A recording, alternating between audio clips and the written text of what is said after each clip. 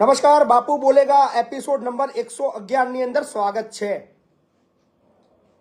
ગઈકાલે 110 નંબરનો એપિસોડ હતો અને ખૂબ યાદગાર રહ્યો અને લોકોએ ખૂબ પસંદ કર્યો, કારણ કે 10 દિવસની ગેપ બાદ આપણે મળ્યા હતા। લોકો આતુરતા।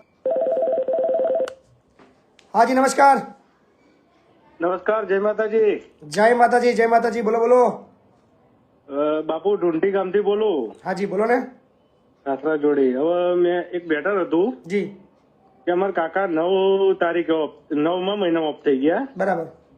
હવે જે આ ગ્રુપ લોન ચાલે ને જી બૈરન ના ભાઈ, એમાં વીમો હોય કે જે ભરેલા પૈસા માફ થઈ જાય, વધતા પાછા મળે। સાચી વાત છે।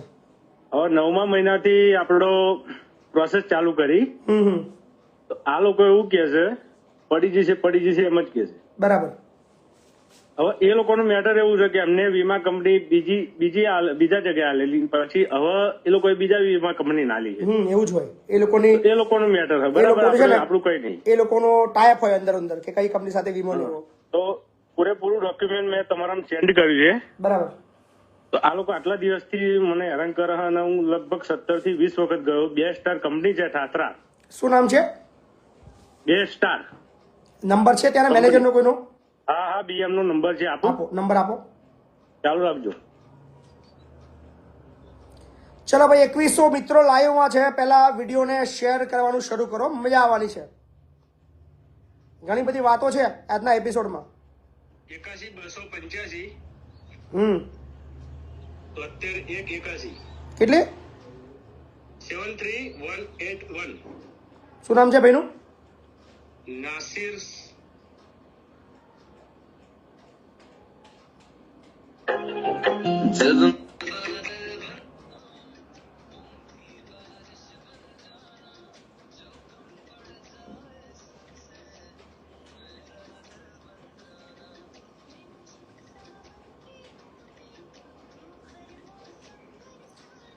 ચલો ભાઈ, ફટાફટ શેર કરવાનું શરૂ કરો।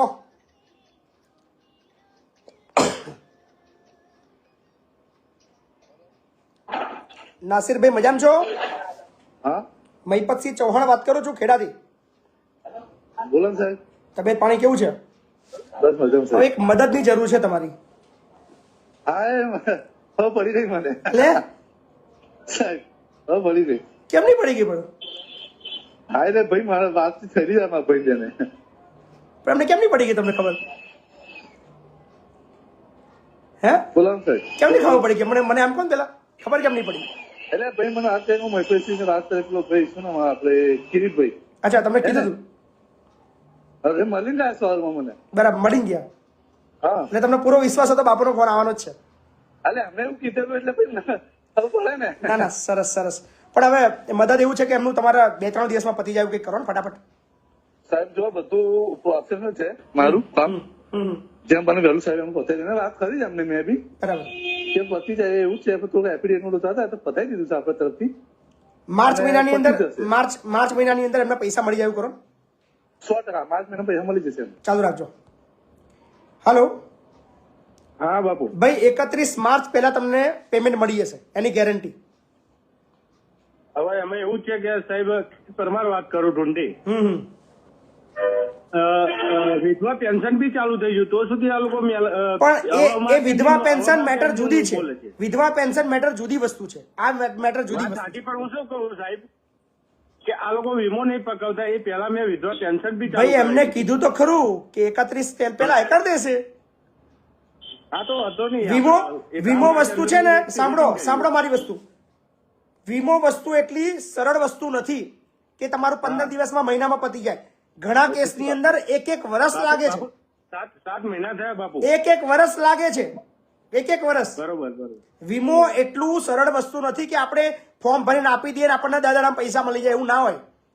બરોબર। વીમો એક આખો તપાસનો વિષય છે। એની માટે આખી એક એજન્સી હોય છે, એ એની એફઆઈ કરે, વેરીફાઈ કરે, બધું યોગ્ય લાગે પછી જ ચૂકવણું કરે। બરોબર। વીમાના પૈસા એટલા સરળતાથી તરત ના મળી જાય, એટલે એવી ખોટી આશા ના રાખશો। બરોબર। પણ છતાં પણ જે ભાઈ કહી રહ્યા છે 31 તારીખે તમારું કામ એ પહેલા થઈ જશે। ઓકે, થેન્ક યુ નાસિરભાઈ બરાબર ને? 100% સાહેબ। ડન।